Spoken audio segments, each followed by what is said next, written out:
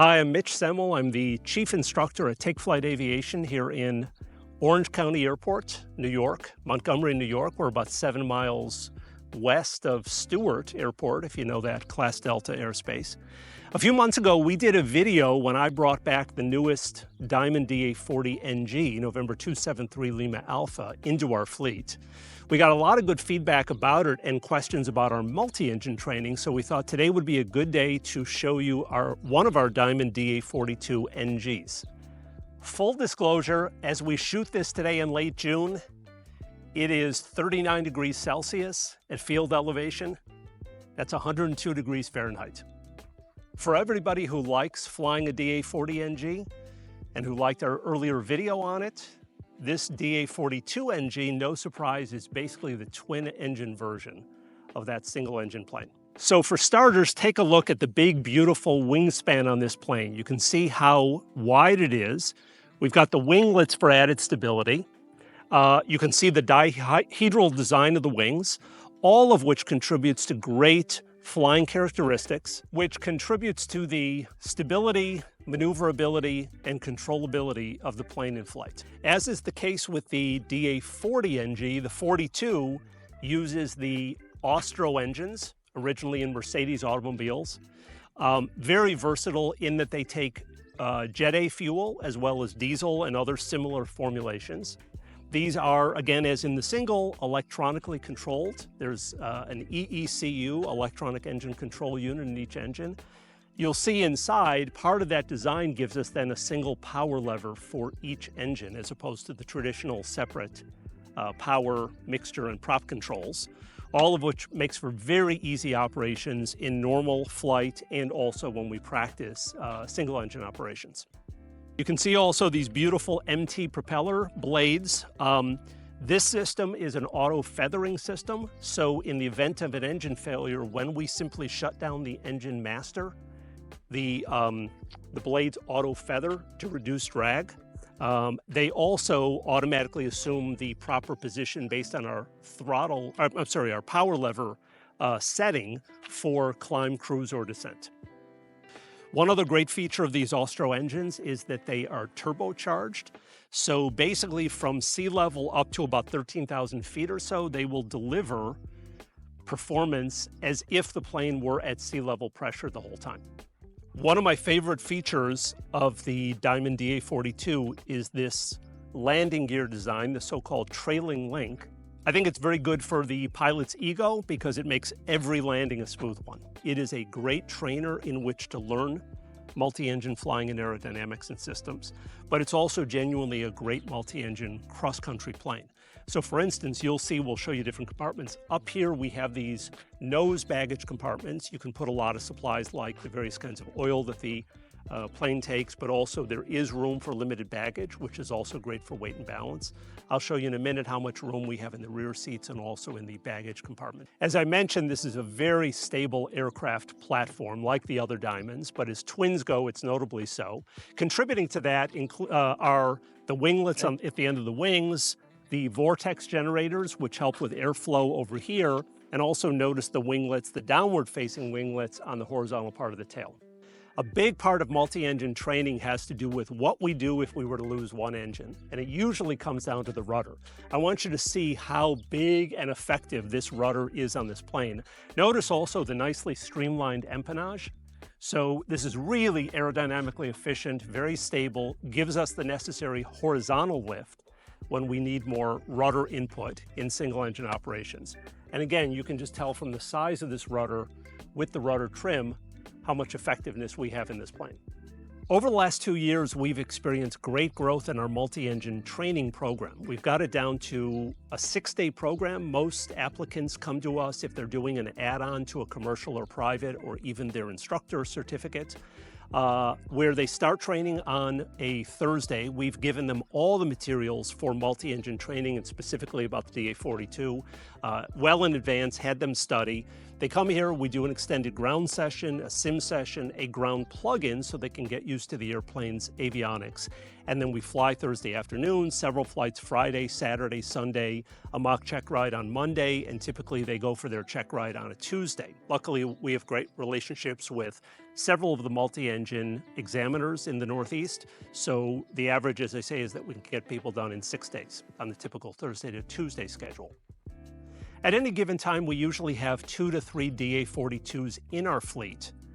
And honestly, I don't think we could do the amount of check rides that we're doing, multi-engine check rides. We're probably averaging about 50 for the year just of multi-engine rides alone. I don't think we could do it if we didn't have the DA42.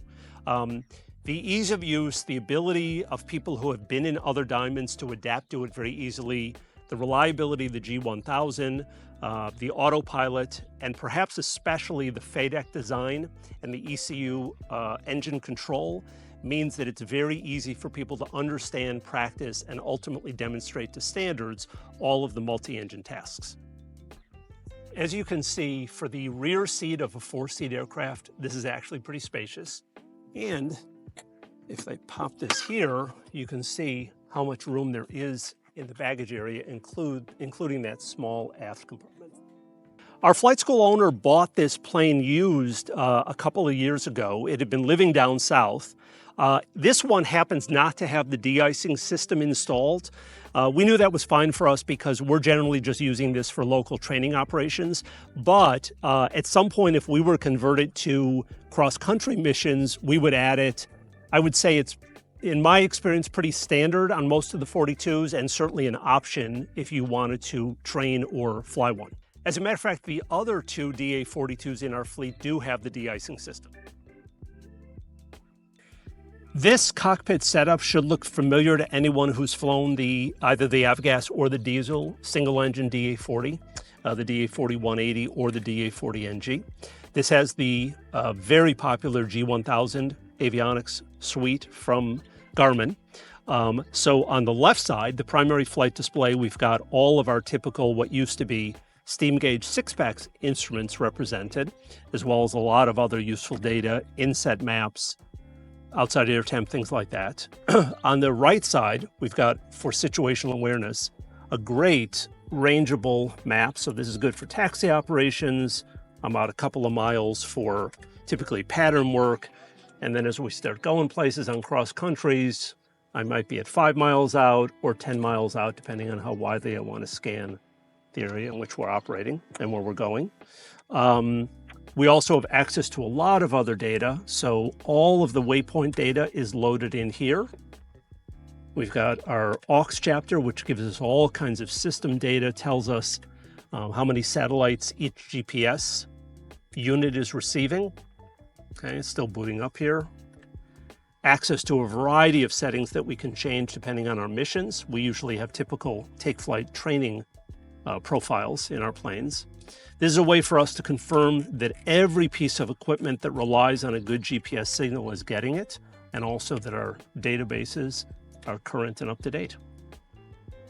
I think, again, a real strength of all the Diamond equipment is the consistency among the different aircraft models. So this layout we're going to see from the DA40 all the way up to the DA62.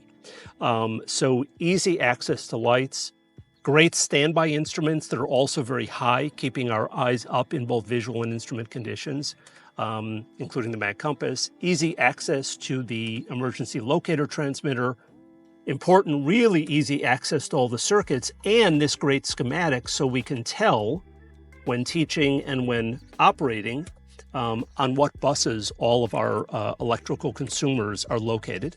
Easy access to the flaps with good markings, good indications, and reminders of what our relevant deploy speeds are. Okay. In the case of this plane, being a diesel FADEC, we've got easy access to our redundant fuel pumps. Each of our engines has 2 low pressure pumps, each one operated by a different ECU, and then an engine-driven high pressure pump, giving us a very steady flow of the fuel air mixture to be compressed and combust at high temperatures. Okay.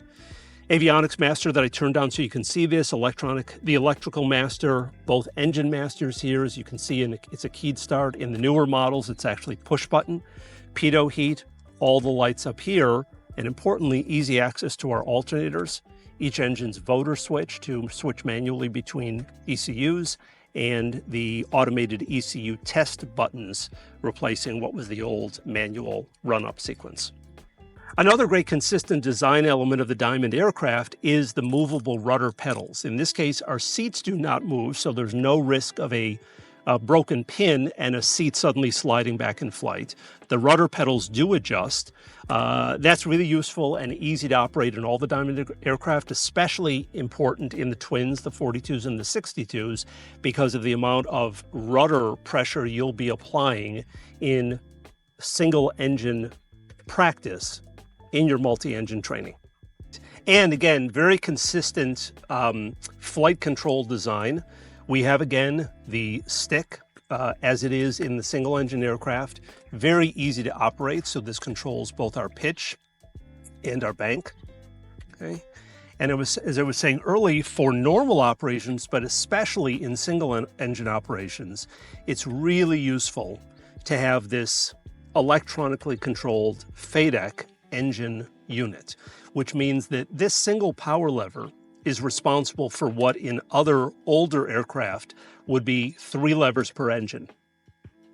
A power lever, a prop lever, and a mixer lever. Here it's all one. You've seen in our engine shutdown sequence how I waited until we had all these red X's to indicate that the electronic master could be shut off.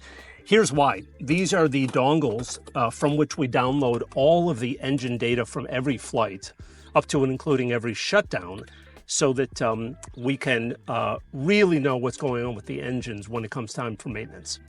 I think you can tell from everything we've shown you on the ground, and more importantly, how the plane flies in flight, why we're so excited about the Diamond DA42. If you're at all interested in your multi-engine training, give us a call. We've got a really good training program, very skilled multi-engine instructors, a very skilled maintenance staff that's used to taking care of these planes, keeping them up and running very regularly.